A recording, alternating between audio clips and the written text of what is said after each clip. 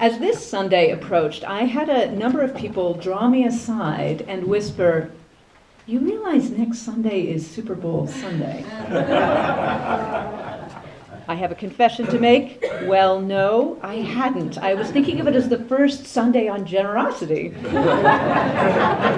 And then it slowly dawned on me that the Broncos were playing in a Super Bowl, the Denver Broncos, and I went online and I typed, "Idiot's Guide to the Super Bowl." This is true. And I learned all kinds of interesting things. Like, did you know that there are some animals in the Cleveland Zoo who have correctly chosen the winner of the Super Bowl 8 times in a row? I'm not going to tell you who the orangutans chose this year because I don't want to spoil the game for you. I was also told, confidentially, that I should really wear orange today for my own safety. So here you see my orange, and if you look carefully, I actually have a little Bronco on my necklace here. And just in case, I think that Herb was a little worried for me, he actually brought me a t-shirt in case I didn't have orange here. So don't let anyone tell you that your minister is not in touch with the important issues of the day. That's it on the Super Bowl, unless you can make some mysterious connection between the rest of the sermon and your Super Bowl experience. I want to talk about generosity. This is something I have been thinking about, writing about, exploring, and actually conducting real-life experiments about for many years. And I'm really glad that I have 2 services, this one and again on the 21st, to keep opening up this topic, because otherwise you all might miss the kickoff. And I do know it's at 4:30.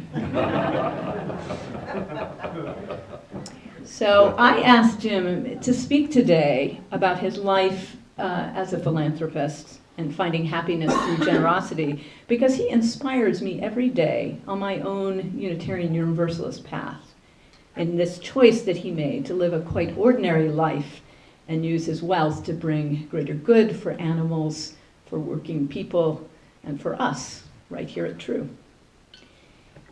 So I have so much to say, I hardly know where to start, but I think I'll start 2,500 years ago with the Buddha. I told you you might have trouble getting to the game today.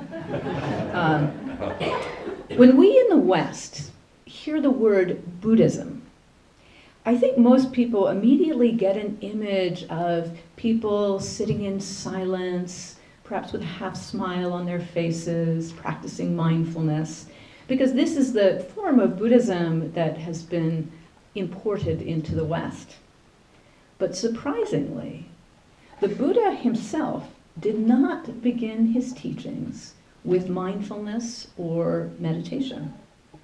He began with generosity. That has always been first and the most important foundation in Buddhist teachings as a life and a path to a life of greater wholeness and happiness.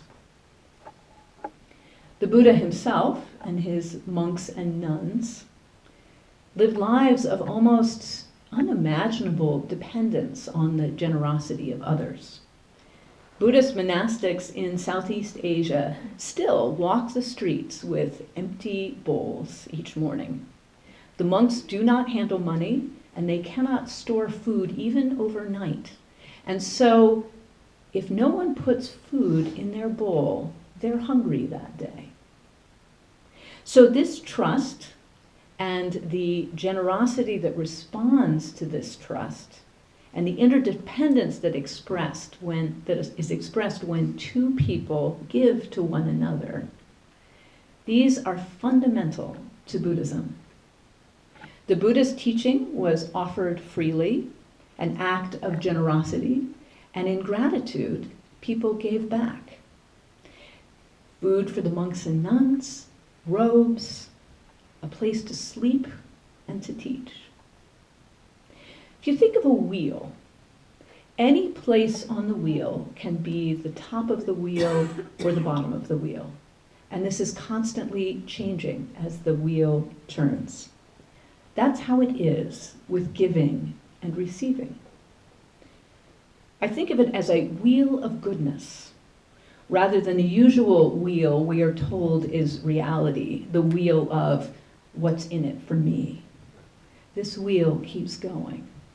It is fed by our kindness to others and what we are given by others. Have any of you heard of Peace Pilgrim?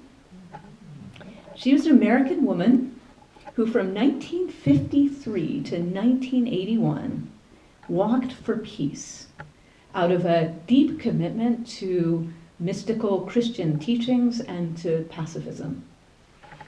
She had nothing except a toothbrush in her pocket, the clothes she was wearing, and a sign on her back that said, Peace Pilgrim. If no one offered her food, she went hungry. If no one offered her a place to sleep for the night, she slept in leaves on the side of the road.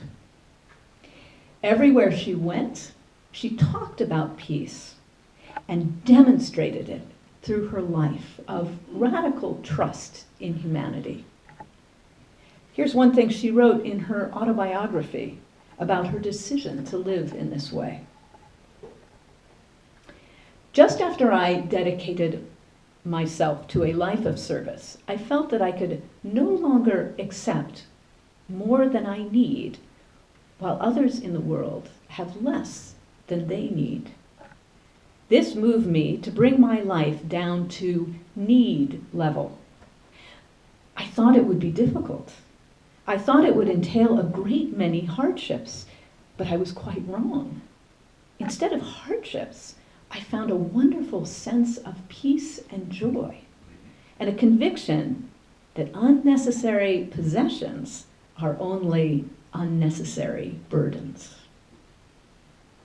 Here is a woman with literally just a toothbrush, and from the hundreds of first-hand stories about her, it seems that she did indeed have an abiding sense of peace and joy, as have the Buddhist monks and nuns that I've known. In Zen, we tell koans, which are teaching stories that are sometimes a little mysterious, not easily understood at first glance. And to me, Peace Pilgrim's whole life is a koan like this. What?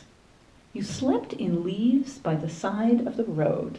You depended on others for everything. And yet your life was a life of generosity and service and happiness.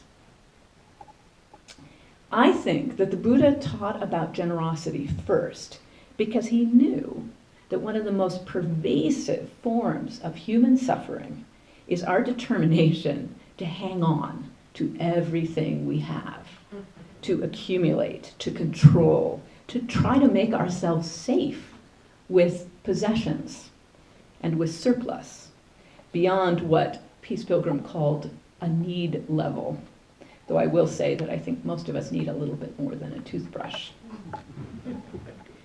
And why does this trying to hang on cause suffering? Well, if you've ever rock climbed and gotten scared, as I have, and you began gripping the rock tighter and tighter, and your arms start to tremble and your knees start to tremble, you know this is not a happy state. And no matter how much we accumulate, even if we are Bill Gates, we all have to let it go in the end. You can't take it with you. I read an interview with Bill Gates once, and he said that he had fears of ending up dumpster diving. So apparently, even unimaginable wealth does not save you from the fear of losing it all. We spend so much time trying to keep our heads above water, pay the bills, survive. I remember a homeless man telling me once that the hardest thing about homelessness is that no one will look at you. You become invisible. And he wondered if it was because people are afraid when they see him there by the grace of God go by. Just last night, a chaplain friend posted on Facebook a dying wish from a patient who, as she wrote, had been houseless for many years.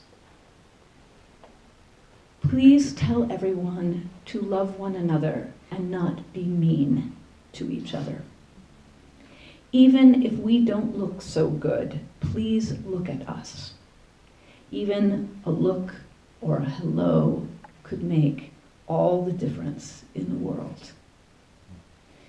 My friend wrote, this person told her she was the first person to hold their hand in over 12 years. And her heart was shattered when she heard.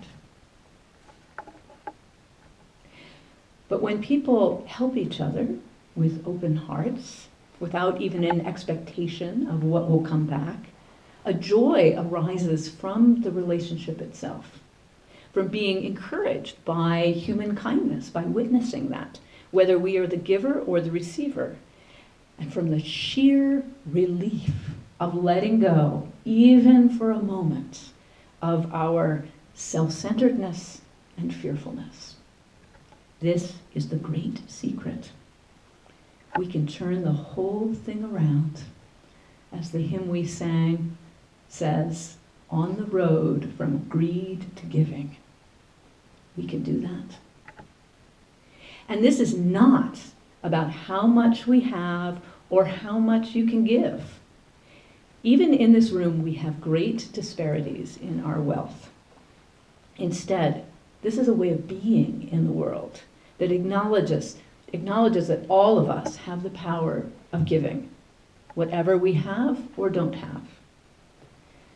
That homeless man that I had met, that I spoke of before, gave me the gift of sharing his wisdom of how he survives and his story of his life.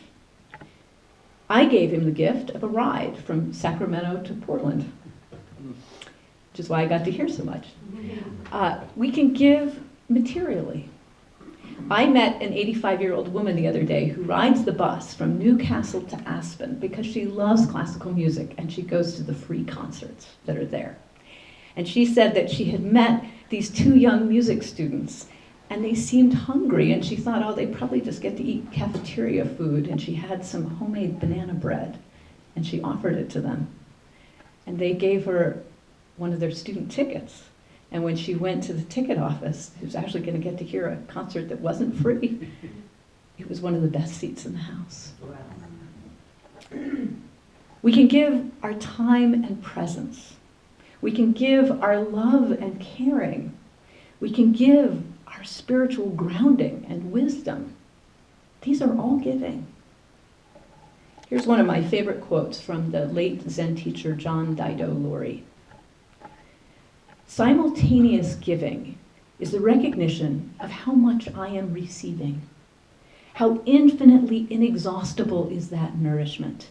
The infinite bounty of this life, the generosity of any and every situation, of this rain, of these mountains, of this river, of each person I encounter. The whole universe is coming to me in every one of these moments. I so easily forget this, just how rich, how infinitely generous each situation is, how each of us is giving completely at this very moment. I think I promised a little science here, so at the end I want to tell you about two organizations that I really am a fan of. The Greater Good Science Center in Berkeley, California, and the Center for Compassion and Altruism at Stanford. And both these organizations do serious research on altruism, empathy, happiness, mindfulness, and forgiveness. And I just wanted to tell you about a couple of recent research projects that was on one of the websites. Neuroscientists are finding that generosity is hardwired in humans. and evokes pleasure. So they took a functional MRI, which can actually image the brain in real time, and saw that the pleasure centers of the brain lit up when people are generous. Said one researcher, kindness and nice behaviors might be like psychological chocolate. And I particularly appreciate this because I think science has often told us we're just naturally selfish. So this is a very interesting counterbalance. And this one I also loved. It turns out awe makes us more generous. If people are just asked to remember a moment when they felt awe in the past, when they felt small in the presence of beauty or God or nature, they are more likely to act generously towards others. So I'd like to encourage you to spend time in the mountains cultivating awe, knowing it will be good for the world and for all the nonprofits you support. So going back to the koan of Peace Pilgrim and her life, I think we can start to understand now how she could spend 28 joyful years living with only a toothbrush. She had stumbled onto some of the secrets of a happy life: awe, appreciation, meaning, trust, and the joy of giving and receiving. May we all find those in whatever ways we do in our own hearts too.